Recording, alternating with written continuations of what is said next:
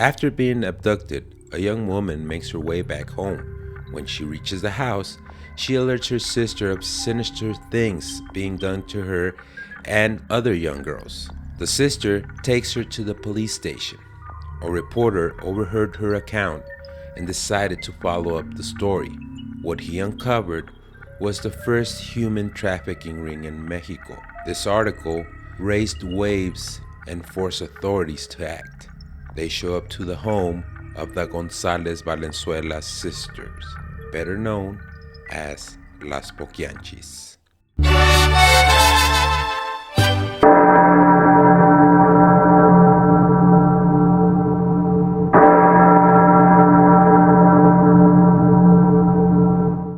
Uy Cucuy, welcome back to the Mexighost Tales. I am your host, Danny Chavez, here to bring you another true crime story.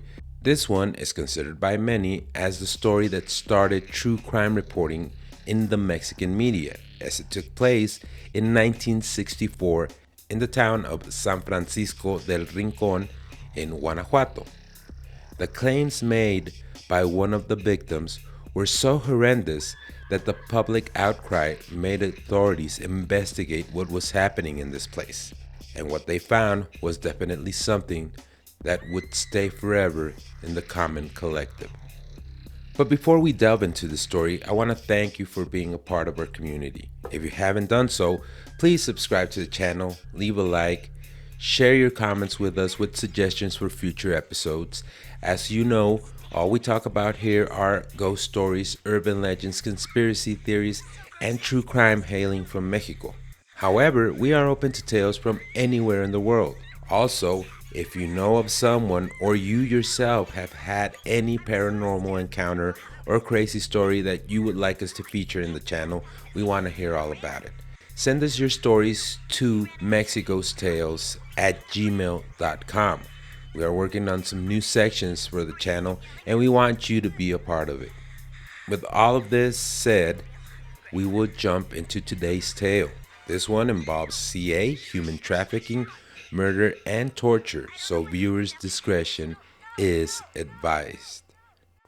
Before they became one of the biggest media phenomenons due to their unspeakable crimes, the sisters Delfina, María de Jesús, María Luisa, and María del Carmen, yeah, I know, there's a lot of Marias in there, had a very rough upbringing. Born in the decade of 1910 in the state of Jalisco, the sisters lived with their parents, Isidro Torres and Bernardina Valenzuela, in El Salto, Jalisco. However, the family was well known due to their father's very public outburst. He was a cop during El Porfiriato, a very conservative time in the country. Porfirio Diaz, the Mexican president at the time, was almost considered a dictator of sorts. So working for the government at the time would warrant some privileges. Their mother, Bernardina, on the other hand, was a very religious woman that would spend most of her time reciting the rosary and praying. People that knew the family claimed that Isidro would beat Bernardina constantly, but due to her religious beliefs, she would always forgive him. Regarding his daughters, besides beating them up, he would force them to witness the tortures and executions of the prisoners at a very young age. They got used to the scenes, but regardless, they were still terrifying to them. Isidro personified the classic Mexican macho male. He was arrogant, bossy, abusive, and of course, due to his ignorance, he would take advantage of his position and abuse his power. He did this so much that when María del Carmen, the oldest of his daughters, ran away with her teenage boyfriend, when he got a hold of her, he threw her in jail for 14 months. He was judge, jury, and executioner. The only reason why Carmen was released from jail was because later on, Isidro became a fugitive himself.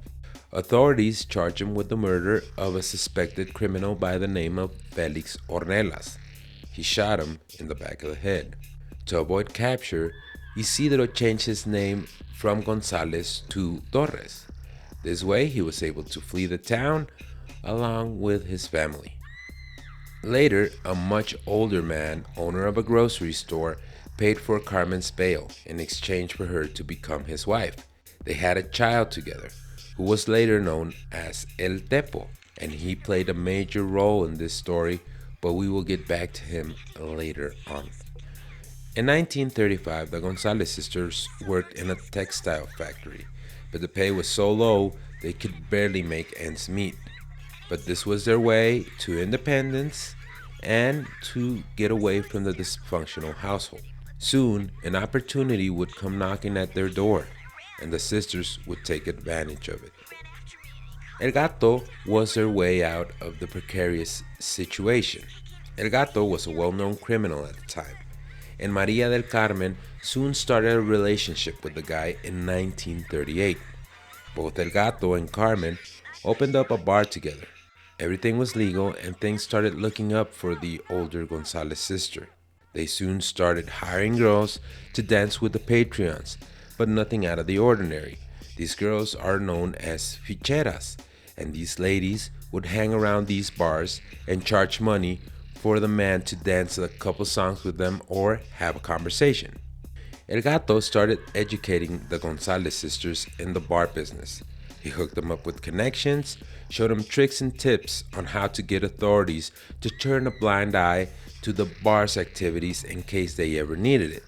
These bribes could either be in cash or with sexual favors, being that the large majority of their business clientele is indeed police officers, military personnel, and such. The offerings made by the sisters were very much appreciated by these individuals.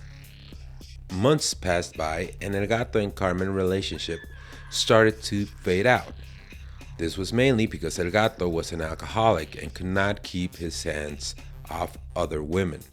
This was of no concern to the sisters, as they would venture into something much more dangerous but much more lucrative: prostitution. The sisters started buying up property to set up their brothels disguised as bars all over Guanajuato. In a couple years, they moved from operating a small bar to running one of the biggest prostitution rings in the Mexican Bajío.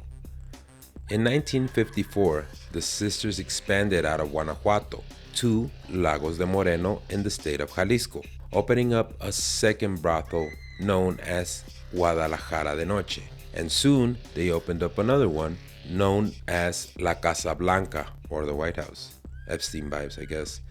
That was not turning the profit they were expecting, but soon they met a very flamboyant gay man known as El Poquianchis, who was an eye doctor, that sold them a building, and that's when business started booming for the Gonzalez sisters, who from that moment on were known as Las Poquianchis. Although today prostitution is considered legal in Mexico, in 1954 it was not. That was the reason why the sisters put up a bar front to avoid being detected by any authority that was not in their pockets. The business kept flourishing, and they were making a lot of money. A lot of politicians were also a part of their customer pool, making the Gonzalez sisters almost untouchable.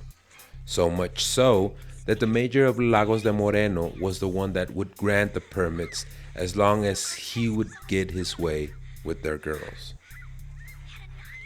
However, the girls working for Las Poquianchis were not willing participants. These girls were ranging from the age of 12 to 17 years old. One of the methods they used besides kidnapping all over the country was to go to the small towns, and the girls that were accompanied by their parents would be offered jobs as domestic workers. But little did the girls know what they were in for. Soon, Delfina, who became the main player of the clan, would have the girls serve as slaves. One of the ways that she would keep them captive was by forcing them to buy clothes and personal hygiene supplies at arbitrary prices, so that the girls would not have any other option but to stay and clear their debt. But it gets darker than this. Las Poquianchis use a method to subdue their victims. As I said before, the girls were kidnapped and lured by Delfina. She, along with some male accomplices that would pick up the girls and take them to the brothels, lead amongst them was Carmen's son, El Tepo, who was in charge of keeping the girls in line, ready and willing for the man that attended the brothels. As soon as the girls were delivered, they were stripped naked and examined. One after the other, the males that helped the sisters with the kidnappings, many of them active military, I should say, would have their way with them. If the girls cried or resisted the attackers, they would be beaten. Once the girls hit the age of 25 years old, they would be turned over to Salvador Estrada Bocanegra, aka El Verdugo, or the executioner, as they would be considered too old. Salvador would lock them up in a room without any food or water for days, and he would come in and beat them to weaken the girls so they wouldn't be able to put up a fight and bury them alive. Some of these girls developed what is believed the Stockholm Syndrome and would stick around as enforcers for Las Poquianchis. The girls that got impregnated would be forced to get an abortion by beating them up. Sometimes the beatings were so brutal that the girls perish alongside their unborn babies. Another reason for Las Poquianchis to dispose of the girls was when they were too sick to attend the brothel's customers or when they failed to smile to them. Las Poquianchis had a lot of enforcers working for them, but they were reckless, and soon they met a former military captain, Hermenegildo Zúñiga, aka El Águila Negra, or the Black Eagle, who showed them how to cover up their tracks and make sure they kept a low profile. He also served as their personal bodyguard. Another person that became one of their main enforcers and executioners was an older woman by the name of Esther Muñoz, aka La Picochulo or Pretty Peak. I won't speculate on why the nickname, but she was also involved in the brutalizing of the girls. Amongst the allegations and myths surrounding Las Poquianchis was the practice of Satanism. It was believed that someone advised them that if they made offers to Satan, they would make more money and would be protected. According to the allegations, once the sisters had a new victim, they would initiate a weird ritual, which consisted in lighting up candles, forming a pentagram. They would bring a rooster out and sacrifice it. Delfina and her sisters would then strip naked and cover themselves with the animal's blood, while the girls were raped and sodomized by their handlers as they watched. Afterwards, the girls were forced to interact intimately with dogs and goats.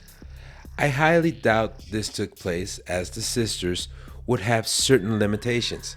The girls would not be allowed to have anal sex or to perform same-sex activity, for example. They even claim that their luck ran out when two American sexual workers that they allowed to work on one of their brothels kissed each other after one of their customers asked them to. The reign of terror of Las Poquianchis came to an end in 1964 when two women came forward at the state level. One of them was Petra Jimenez in Guadalajara and the other one was Catalina Ortega in León, Guanajuato. Both of them denounced the atrocities perpetrated by the González sisters. An article in a true crime tabloid called Alarma attracted so much public attention that authorities had to act fast, as an enraged mob of people was looking to make justice by themselves against Las Poquianchis. When the investigation took the authorities to Las Poquianchis' whereabouts, they rescued 17 women and children in very bad shape. They were dirty, beaten up, and malnourished. In addition to this, the ranch owned by the González Valenzuela sisters was housing a clandestine mass grave where the investigators found 91 bodies. It is estimated that the number of victims of Las Poquianchis could be closer to 150 homicides. Even in 2002, in the municipality of Purísima del Rincón, Guanajuato, a building firm started excavation work to start a new housing project, and they found another mass grave with more than 20 human skeletons. After forensic analysis of the remains, it was determined that the deaths dated back to the 60s, implicating that these might also be victims of Las Poquianchis. The place where the excavation took place was a little over a half a mile away from one of the González's sisters' property. By this time, Maria del Carmen had died due to cancer in 1949. However, Delfina and Maria de Jesus were arrested. Maria Luisa initially had left the business, but when she went to show support for her sisters, she was also arrested. And even though she had distanced herself from the other two sisters, she had still been a part of the evil acts committed in the earlier years. All of them received the maximum sentence of 40 years in prison. They were charged with facilitating minors, kidnapping, and homicide. They were sentenced along with their accomplices. In a macabre twist of fate, 20 years later, after their sentencing in 1992, a book named Las Poquianchis, Por Dios que así fue, or I swear to God, that's what happened, written by Elisa Robledo, uncovered a tremendous amount of irregularities during the sentencing phase, which forced a judge to order their immediate release, and that meant everyone involved in the case. But as divine justice, Hermenegildo Zúñiga, El Águila Negra, 76 at the time, when he learned about his release, he was overjoyed and had a massive heart attack and died on the spot. Maria Luisa was traumatized after almost being lynched by the angry mob and became paranoid during her time in prison.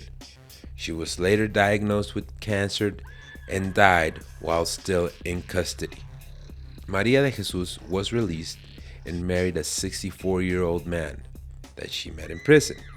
The couple died in the mid-1990s, and Delfina, the mastermind behind the horrendous crimes, before leaving prison, found herself in a part of the jail where there were some construction workers repairing leaks on the roof, when a bucket filled with over 60 pounds of cement mixture fell straight on her head.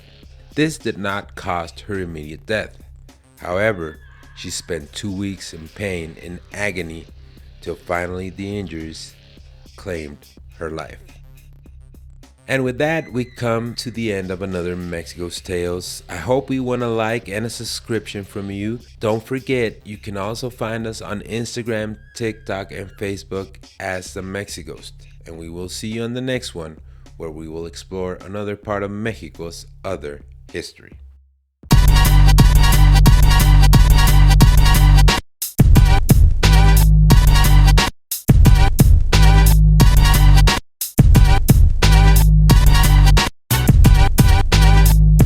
Y celebraremos una gran fiesta mexicana juntos. ¿De qué fiesta hablas? Noviembre 2. ¿Y qué celebran? A los muertos.